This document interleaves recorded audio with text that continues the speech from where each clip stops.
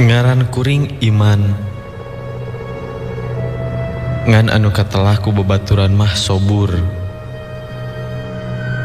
Nya ngaran eta anu geus cindak jadi panggilan keur kuring. Kada ngaran asli mah teu arapaleun. Dapuku nusok jadi sebutan sapopoe mah Sobur. Ari padumukan, lembur matuh panganjerkan.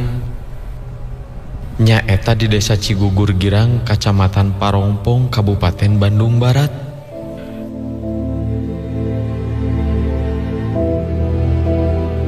Geus aya kana sababaraha poe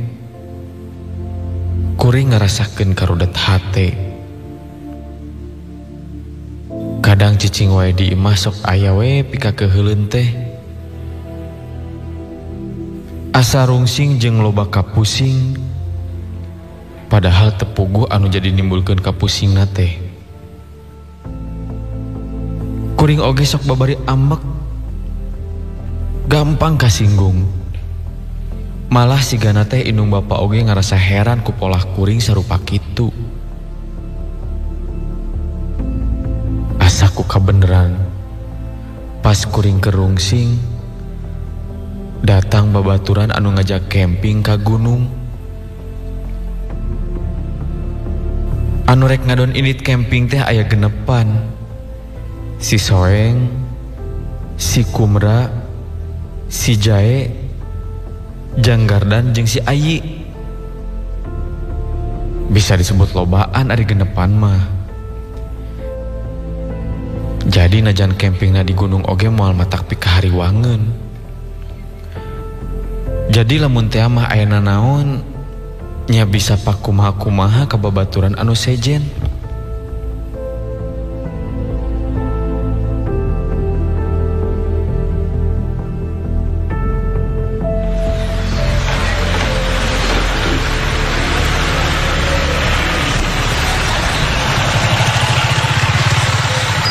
Ayo nggak sariap ya?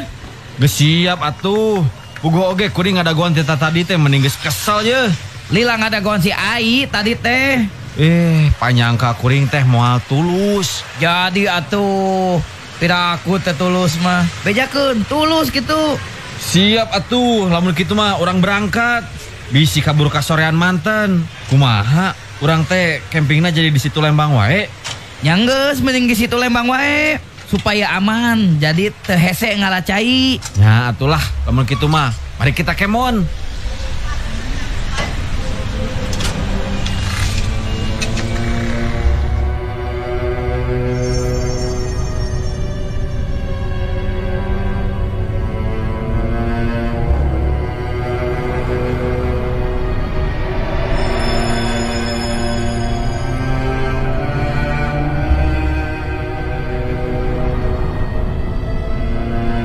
Kuring sarerea indit ti imah muru kalereun kota Bandung.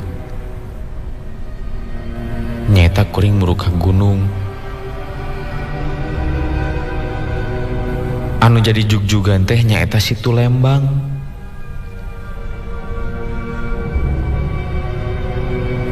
Jam 2 berang kuring indit ti imahna teh.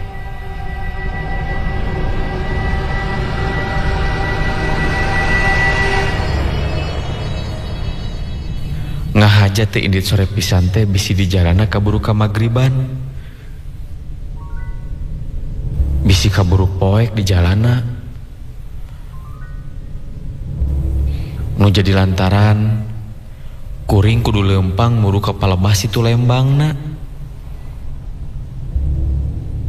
Teu kacatur lilana kuring di perjalanan.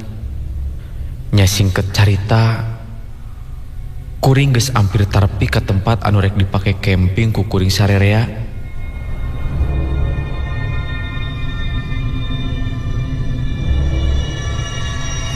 Di eta tempat waktu geus ngagayuh kasorenakeun.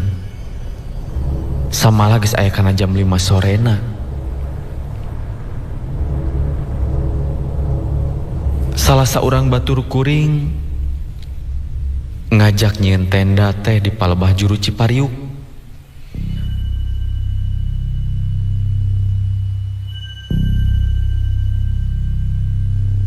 Lamun nyieun tenda di palebah dinya mah deket pisan ka cai.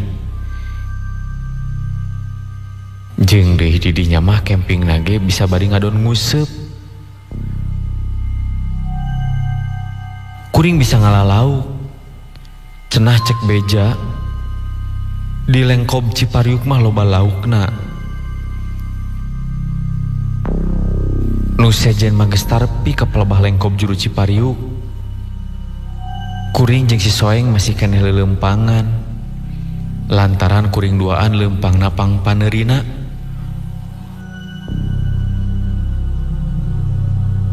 Opat urang batur kuring anu geus tarpi ka lengkob Cipariuk katinggali bungahna teh. Nu katinggali ku kuring maranehna leumpang bari jeung cingcak kakak saleuseurian, bari jeung ocon. Malah sakapeung kadenge sok ngadonting jorowok sagala. Sigana asa laluasa. Sanajan jojorowokan satarikna oge moal aya nu ngageunggeureukkeun.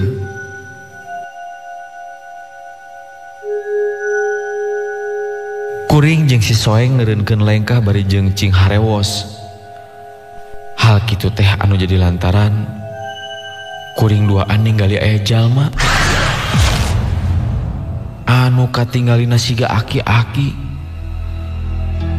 Can sidik kana beungeutna da puguh nu kangen ka kuring jeung si Soeng. Eta aki-aki teh keur diuk dina catang kai anu aya dina situ.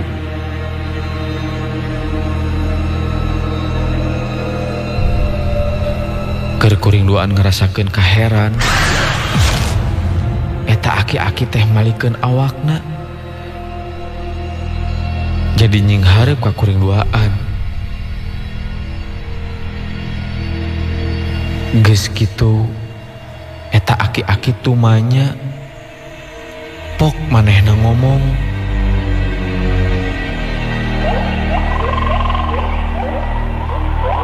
Barade ka mana Ujang teh? Aki bade camping ki, tuh di ditu di palebah lengkob. Di lengkob, rek camping mah tempatna tong idinya Jang. Nah aya naon kitu ki, make jeung ulah di dinya sagala. Nya mun bisa mah ulah balik deui, rek neangan tempat mah nu sejen we. Atuh da pameng ki, abdi mah wios bade di dinya we ah. Nya ari jek Aki mah ngan pesen we. Aki mah ulah geru, ulah gandeng teuing, tong sompral deui. Cing atuh sugan minta rokok sabatang bari jeung pangnyeungeutkeun Jang. Mangga, tapi kumaha dikadinyakeunana? Nya teu kudu dikadiekeun. Eta rokok menang nyundut selapkeun we dina regang tangkal kai. Da ku kitu oge sarina mah katarima ku Aki.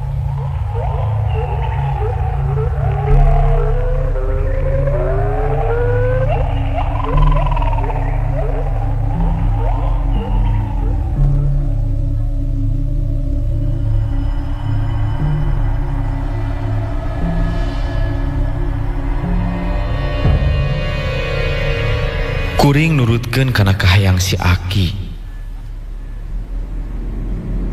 Eta roko nu meunang nyundut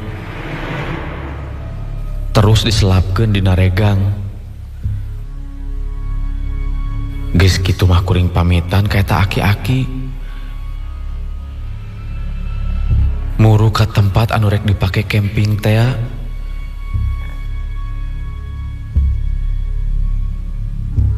Can jauh kuring ngalengkah,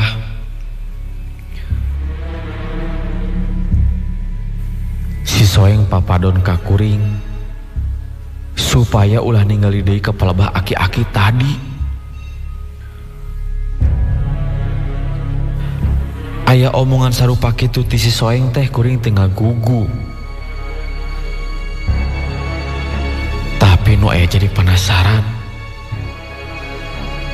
Kuring oge pengangguran. Ninggali deui kepala bah catang anu dipake diuk ku salah saurang aki-aki teh. Kuring jadi ngerasa heran. Barang ditinggali, eta aki-aki teh geus eueuh.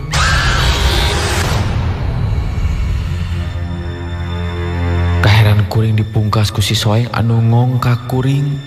Geus tong dipikiran. Anggur mah hayu urang teruskeun, nyamperkeun ka barudak anu sejen. Lain aneh euy. Nah eta aki-aki teh bet geus eueuh. Singkatna kuring jeung barudak anu sejen geus beres ngadegeun tenda. Malahan harita sababaraha urang babaturan kuring. Aya anu geus ngamimitian nguseup. Malahan geus meunang lauk deui. Dina poe kahiji kuring aya di dinya nyedek ka wanci peuting. Kuring sarerea geus bisa dahar liwet. Leungeunna lauk anu meunang ngadadak nguseup teh.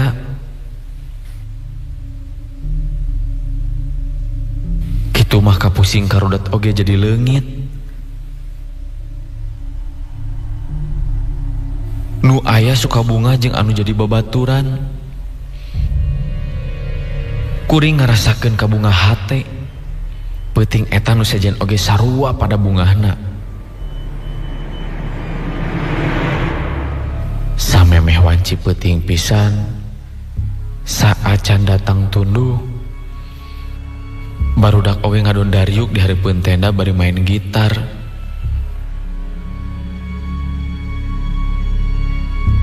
Ngadon nyanyi sadaekna.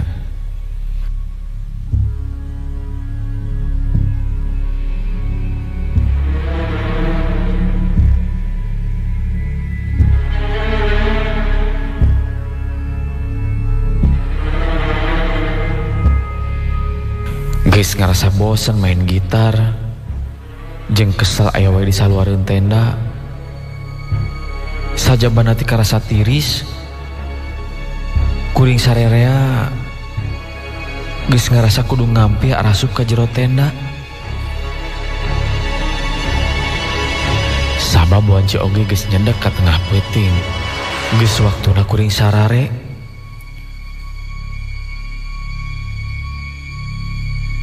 Sanggeus araya di jero tenda, bari jeung geus cinggaloler. Ceuli kuring jadi rancung. Ngadengekeun aya sora ti saluareun tenda. Eta sora kadengena lain ku kuring hungkul. Tapi nu sajana oge sarua ngadengekeun eta sora teh.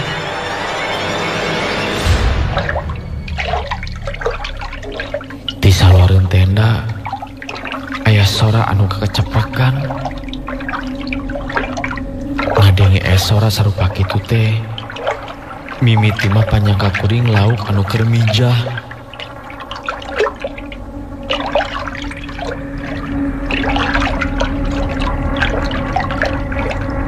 Kuring ngajak si Soeng keluar ti tenda. Maksud ningali ka eta sora anu kakeceprekan teh.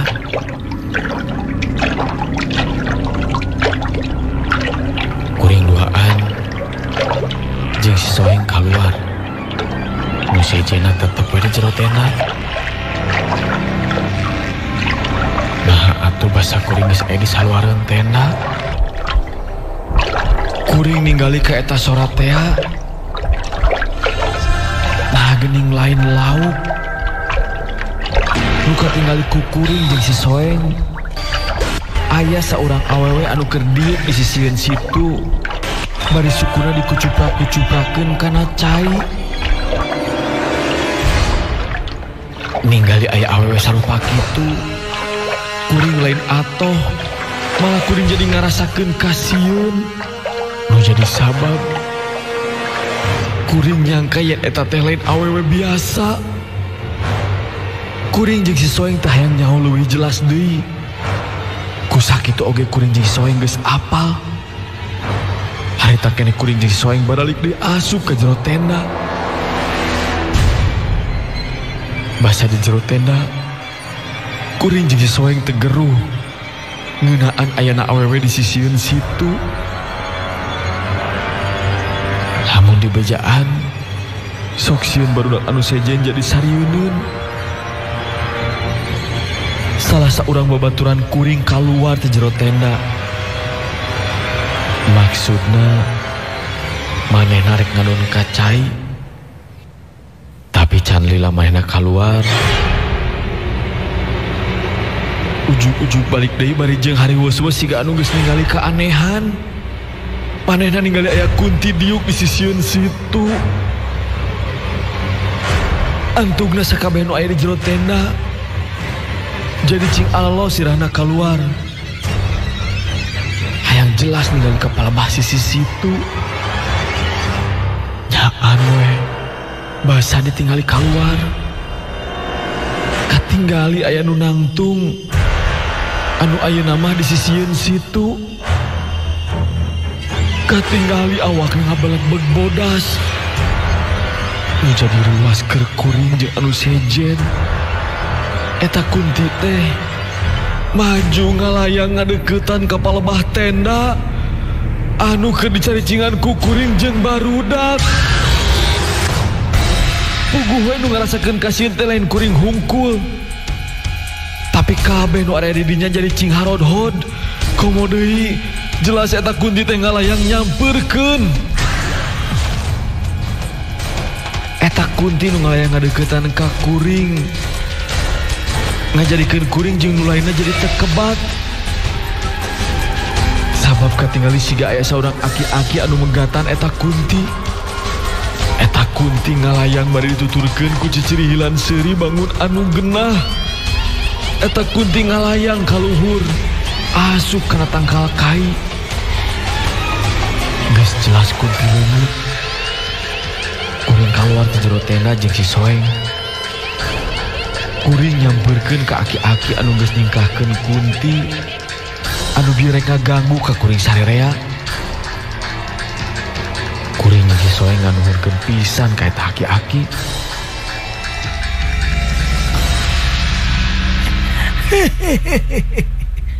Ku aki dek diaping di jaring ngan kade ulah poho. Mun ka dieu teh aki pangyunutkeun rokok. Tah jalma anu sarupa kitu ka aki, ku aki bakal ditangtayungan.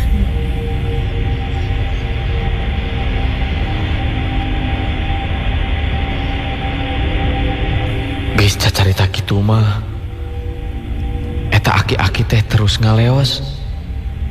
Teu apal ka mana inditna. Eta aki-aki geus teu katingali deui ku kuring jeung si Soeng. Kuring malah langsung arasup deui ka jero tenda. Geus aya di jero, salah saurang babaturan kuring aya nu tumanya. Manehna nanyakeun ngarasa aneh ka kuring jeung si Soeng. Kusabab ningali kuring jeung si Soeng siga keur ngobrol jeung anu sejen.